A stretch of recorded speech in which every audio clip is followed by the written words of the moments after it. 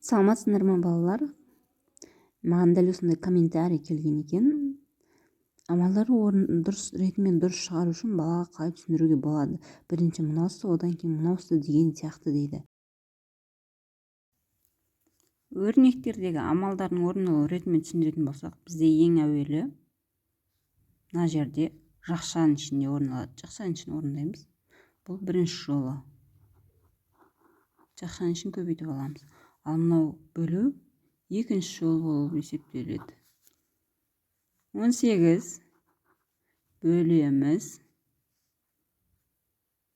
3-ті 3-ке көбейтсек 9 тең 2 болады. Ал мына жерде ең әуелі бөлу тұр. Бөлуді орындаймыз. 15-ті 3-ке бөлеміз. 15-ті 3-ке бөлсек 5. Бұл бірінші жолы. Мына жерде қосу екінші жолы болады. Қосамыз 5 тең 10. Енді 7-ге 3-ті қосамыз, бөлінген 1. Бұл жерде бізде бірінші бөлу орындалады. 7-ге 3-ті бөлсек 1-ге 3-тің өзі болады. Бірінші жолы. Ал мына жерде қосу екінші жолы болып есептеледі. 3 қосамыз 7 тең 10 болады.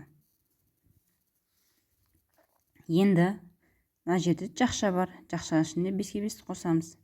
Жақша болса, демек біздер ең әуелі жақшаның ішін орындап аламыз.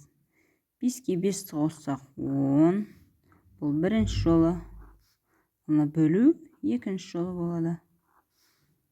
Бөлеміз 2-ге.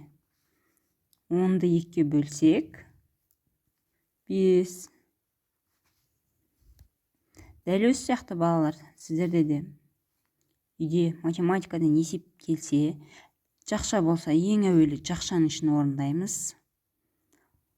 Жақша болмаса, ең бірінші көбейту не бөлудің өзі болса, бөлуді орындаймыз. Не көбейтуді орындаймыз. Ал жақша жоқ, ештеңе жоқ, жай ғана есептердің өзі келетін болса, мысал үшін түсіндіріп жіберейін. Мысал үшін 7-ге қосамыз, 7-ні азайтамыз, 2-ні деп алайық, тең. Әуелі бұл жерде қосудың өзі орындалады. Міне, дәл осылай порядка болып кете береді. Мынау екінші жол болып есептеледі. Әуелі қосып аламыз, содан кейін азайтамыз. 7-ге 7-ні қоссақ 14, азайтамыз. Енді 2-ні тең 12. Дәл осы сияқты есептей бересіздер.